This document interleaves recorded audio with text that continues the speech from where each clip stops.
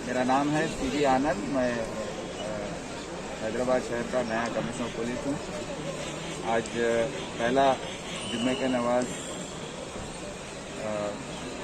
के लिए मैं आया। मैं यहाँ के आवाम से मुलाकात करने के लिए बहुत खुशी हुई, सबसे मिल सका मैं। और आने वाले दिनों में आवाम सबका मैं कोऑपरेशन चाहता हूँ यहाँ पर शांति और अमन बनाए रखने में। सबको जुम्मा मुबारक और सबके साथ मिलने की खुशी।